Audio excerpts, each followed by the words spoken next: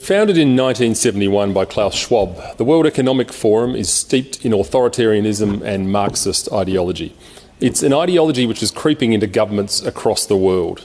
To quote Schwab himself when speaking about the Canadian Parliament, "We penetrate the cabinets." So yesterday I was at a reception for Prime Minister Trudeau, and I know that half of this cabinet, or even more, half of this cabinet are actually young global leaders of the World Economic Forum. That's true in Argentina as well. It's true in Argentina, and it's true in France now. I mean, with the president, with a young global leader. The World Economic Forum promotes globalist issues such as climate change, so-called systemic racism and sexism, and creating an online digital identity. However, closer inspection reveals the World Economic Forum is an anti-capitalist, anti-free market organisation that seeks to subvert Western values and political processes. And they are very organised and very well funded. Their message is designed to appear harmless when in fact the ideology that underpins it is revolutionary and destructive. They train aspirational leaders in their ideology and help them make connections in spheres including politics, business and the arts.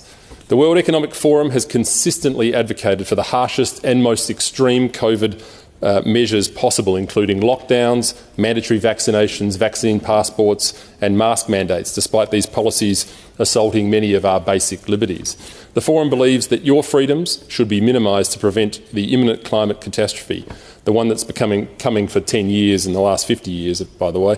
The central theme of the World Economic Forum's material is what they call the Great Reset, which is Klaus Schwab's term for the opportunity the pandemic has presented to reimagine and reinvent the economic policies of the West. The term comes from Schwab directly himself with his 2020 book entitled The Great Reset.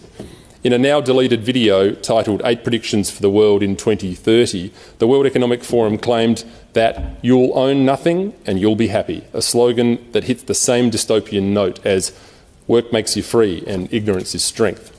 You don't have to be a political philosopher to figure out that if you own nothing, the state owns everything.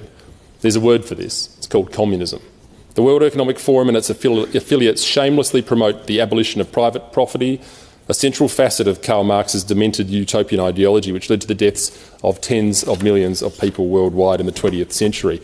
No matter how sophisticated the World Economic Forum tries to make the abolition of private property around the world sound, the fantasies of Karl Marx always lead to the crushing of individuals' liberties and lives and the expansion of the state's tyranny and power.